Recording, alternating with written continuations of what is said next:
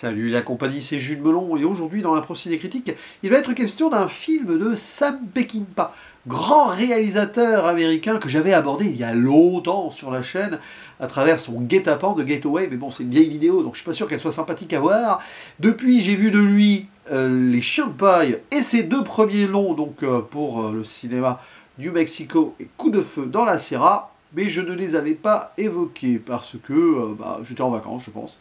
Là, je ne passe pas à côté de l'occasion de vous parler de Major Dundee, sorti en 1965, qui fête donc ses 60 ans. Peut-être, ici, la première œuvre sur laquelle il a eu un contrôle, car il a participé au scénario. Cependant, au niveau des producteurs, c'est pas qu'on lui a mis des bâtons dans les roues, mais presque. Il n'a pas eu le final cut, et peut-être que ça se sent sur la fin. Il y a une version longue, qui a été d'ailleurs sortie en remaster il y a quelques années, mais bon, pour 15 minutes de plus, ça ne donne pas forcément la vision que Peckinpah avait donc sur ce travail.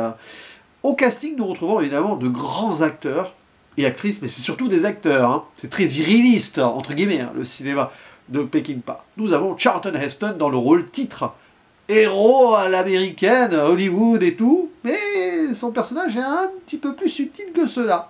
À ses côtés, nous avons l'Irlandais Richard Harris, qui joue un Américain, mais d'origine irlandaise. Enfin, c'est un immigré, quoi. Nous avons également James Coburn, qui joue un éclaireur manchot. Le jeune Michael Anderson Jr., qui joue le soldat Ryan. C'est très amusant, ça. Qui sera aussi le narrateur du film à travers son journal. On peut citer la présence de Jim Hutton. Brock Peters, qui est là et qui est le seul comédien afro-américain du film. Il y a une scène très importante autour de lui, mais après il est un peu oublié, ce protagoniste. Et la seule présence féminine d'importance, c'est à travers l'actrice américaine, australienne, autrichienne.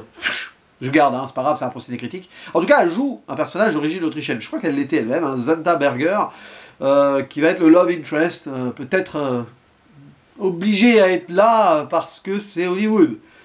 Bon, tout ceci pour nous plonger dans un western. Alors, entre classicisme à l'ancienne, un petit peu héritage de John Ford, mais autrement, il y a un côté crépusculaire qui détourne les codes de cet ancien western-là, et qui se déroule pendant la guerre civile, la guerre de sécession américaine, entre novembre 1864 et avril 1865, mais qui ne va pas parler de ce conflit. Ça, c'est intéressant. C'est une Amérique dissidente qui nous est montrée là, à travers donc ce personnage du Major Dundee, qui a été levé de ses fonctions. Enfin, il était donc sur le terrain, mais il a fait une erreur, apparemment, et donc il a été envoyé dans un camp de prisonniers pour surveiller des soldats sudistes. Sauf que, en arrivant, et tout, il va se rendre compte qu'il y a eu un massacre d'un village perpétré par des natifs américains du peuple Apache. Bon, c'est un western qui présente sur le papier ainsi les vrais Américains qui étaient là avant, comme on le dit, les natifs, pas de façon très positive. Mais bon, je vais revenir sur certains points à ce sujet.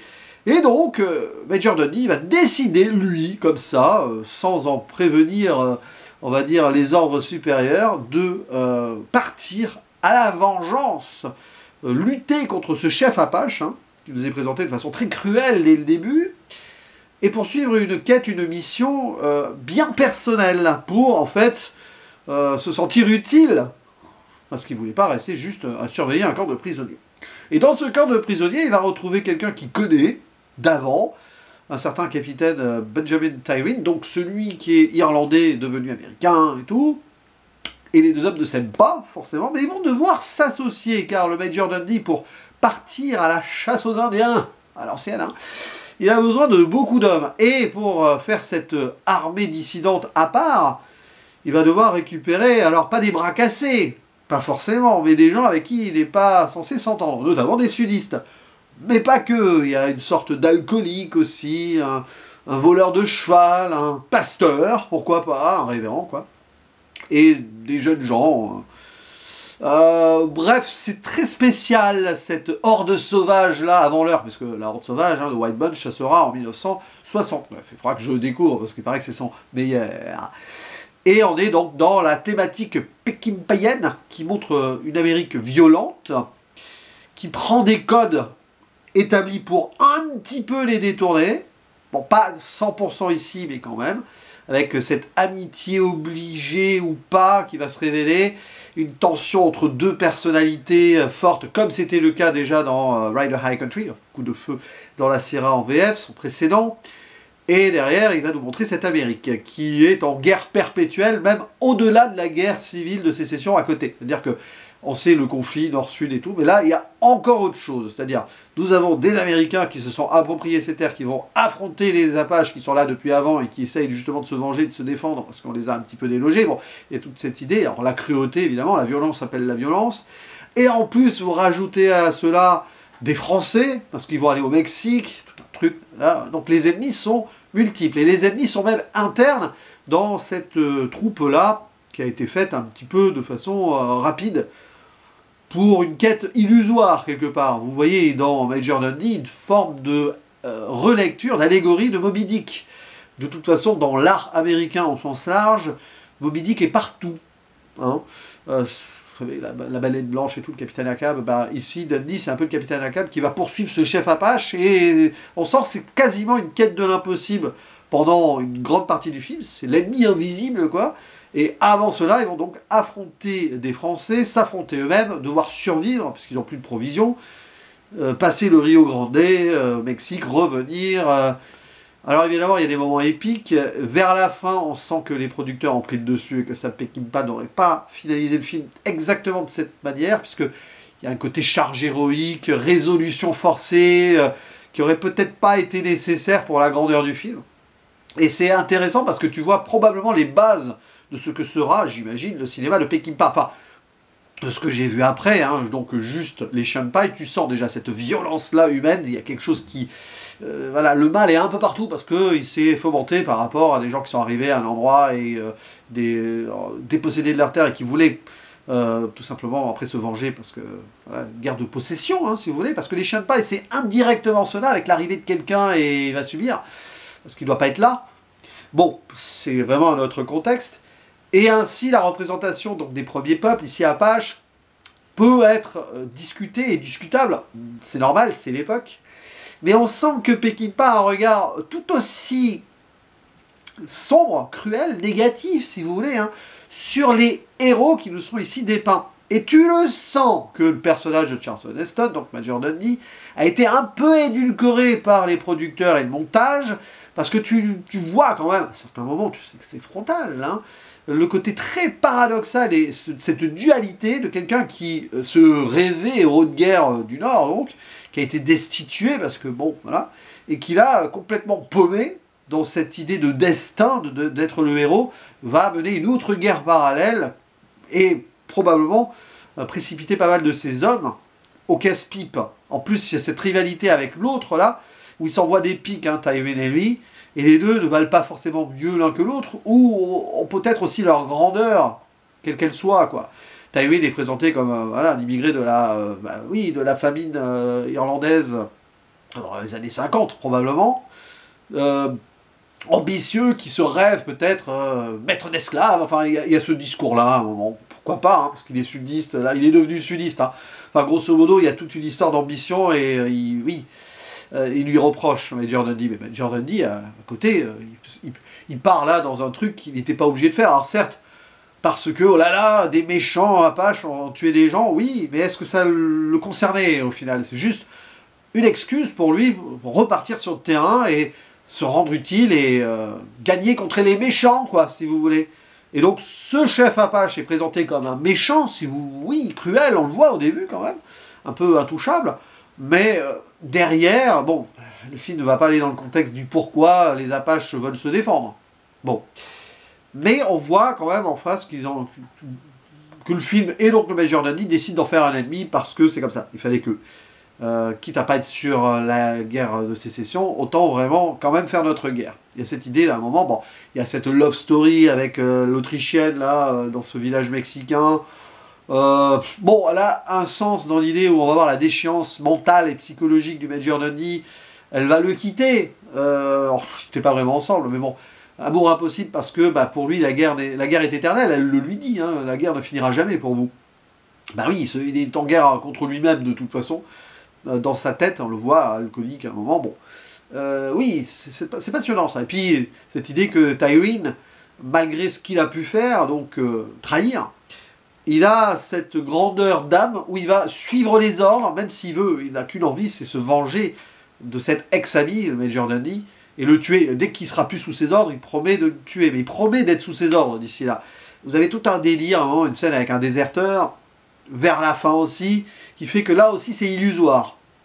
Plein de choses sont illusoires, cette quête face à ce chef. Alors malheureusement, le film va vraiment vouloir donner une conclusion. Alors, c'est presque paradoxal vu la fin de ce qui se passe. Mais bon, d'où l'importance du narrateur, peut-être du jeune narrateur. Je parlais du soldat Ryan tout à l'heure, mais il y a des parallèles qu'on peut faire avec Il faut sauver le soldat Ryan de Steven Spielberg, mais très différemment, dans cette idée de quête en parallèle de la grande histoire de la Grande Guerre. Il y a une autre guerre intérieure, il y a une autre tentative d'avoir une certaine grandeur d'arme et de sauver des gens, parce que là il faut sauver aussi des enfants à un moment, mais une fois que les enfants sont sauvés, bah, ça doit quand même continuer. Puis bon, ils sont sur le territoire, donc de toute façon ils vont subir des embuscades, c'est normal. Ah oui, de toute façon les Américains sont sur leur territoire depuis longtemps, hein, quels que soient les natifs. Et donc oui, c'est marrant comme le film gère à la fois la violence de cette Amérique qui est très construite, très multiculturelle, mais qui se déconstruit aussi par cette violence forcée, avec ces guerres forcées et l'humanité qui se perd un petit peu, mais quand même il y a des choses qui se passent entre ces personnages. On voit donc le multiculturalisme, oui, hein, un immigré irlandais, un afro-américain, et même un Apache apprivoisé qui est là, il le dit lui-même, hein, je suis un Apache apprivoisé chrétien qui a quitté donc son chef. Ouais, voilà, c'est le bric-à-brac, comme ça, les sudistes, les nordistes, et c'est compliqué. Puis il y a même un Mexicain dans le lot, enfin bon, bref. Alors c'est passionnant, hein, parce que c'est composite comme ça, et c'est composite aussi du cinéma de Peckinpah. On voit vraiment la grandeur d'un monsieur qui sait gérer la mise en scène sur certains points, et la psychologie de ses protagonistes, mais tu vois que la finalité n'est pas là. Et c'est un peu dommage, parce qu'on passe à côté, je pense, d'un très grand film. Il est bien, hein, Major Dundee, du coup, parce que tu vois le truc. Tu sens que derrière Hollywood a mis des bâtons dans les roues. Mais ça passe. Bon, il y a Charlton Heston, mais Charlton Heston, il se déconstruit sur certains points, mais bon, après, ça reste le personnage de Charlton Heston, quand même. Hein. Il faut lui redonner vite fait une force. C'est-à-dire que derrière, on croit qu'il va abandonner, mais c'est une stratégie, oui. On voit dans le montage ou dans la réécriture vite fait que ça peut être interprété comme on veut. Mais c'est pour ça, hein, la force des images, un film, selon comment vous l'agencez, eh bien, ça change pas mal de choses. Peut-être pas, c'est pas ce qu'il voulait vraiment. Mais c'est assez ironique tout ce qui se passe là, de toute façon, cette guerre perpétuelle et forcée, qui fait qu'on passe à côté de l'histoire, peut-être, ou pas, en étant plein dans l'histoire. Hein. Ces Américains, faits de plusieurs immigrations, plusieurs gens, amenés de là ou de force, ou qui sont venus de leur plein gré et tout, plusieurs camps ensemble, face à des natifs qui étaient là avant, donc il y a cette idée aussi. Mais à côté, le Sud et le Nord, la guerre de sécession. L'ironie de l'histoire, c'est que le film se termine après, même l'assassinat de Lincoln, hein, si je ne me trompe pas, et ils en savent rien, ils ne savent pas comment ça s'est terminé. Ils reviennent là, ils se disent oh, on va être toujours en guerre et tout, mais bon, il s'en est passé des trucs, mais eux, ils ont vécu leur petit truc en parallèle. Mais aussi la vraie relation humaine, qu'elle soit difficile ou qu'elle se rapproche un peu. Une scène avec donc le personnage de Brock Peters, qui est assez forte, hein, qui montre le racisme évidemment, en plus des sudistes. Hein. Et on voit que derrière, il y a une forme de grandeur, justement, du personnage de Richard Harris, quand même, qui ne tolère pas ça. Bah, lui aussi, il sait d'où il vient. Hein. Il n'a pas été américain toute sa vie, quoi. Bon, même si c'est cette ambition, probablement, c'est ce que Dundee dit de lui, mais en fait, pas vraiment. Belle ambiguïté, beaucoup d'ambiguïté sur ces deux personnages principaux et sur d'autres, mais parfois, c'est pas assez approfondi. Cependant, je vous conseille Major Dundee, hein, parce que c'est basé sur des faits réels et réalistes, hein, vraiment, il y a eu ces histoires de confédérer des gens de l'Union qui, même pendant la guerre de sécession, se sont associés face, évidemment, à l'ennemi commun, hein, qui était là avant eux. C'est eux-mêmes qui se sont créés cet ennemi commun, de toute façon. Et ça en dit long. Mais Peckinpah, il a peut-être pas ultimement son point de vue. Donc je ne pourrais pas dire quel est le sien par rapport justement au premier peuple. Ce qui est sûr, c'est qu'il voulait montrer une Amérique qui, certes, pouvait se créer de plusieurs choses, mais que c'était difficile et qu'il y avait toujours cette idée de violence, de vouloir faire la guerre. C'est presque un film de guerre par moment, de toute façon un film de guerre au sens large, Je sais qu'il fera croix de fer plus tard, donc il touchera vraiment directement au conflit guerrier plus international, enfin plus européen du coup. N'hésitez pas à dire en commentaire ce que vous pensez de ce Major Dundee, qui est quand même passionnant à voir, qui dans sa construction pose probablement des jalons et qui est dans la continuité de toute façon des deux précédents, enfin surtout de Coup de feu dans la Sierra, parce que New Mexico, bon, c'était vraiment, il est arrivé là, il maîtrisait rien du projet. Mais déjà que sur Coup de feu dans la Sierra, c'était pas non plus le sien, mais on sentait déjà qu'il mettait un peu sa patte. C'est intéressant. En tout cas, je verrai d'autres Peckinpah forcément bientôt. N'hésitez pas à dire en commentaire donc ce que vous pensez de ce film, de ce cinéma-là, de ce monsieur, et on en parle. Je vous dis à la prochaine, ciao!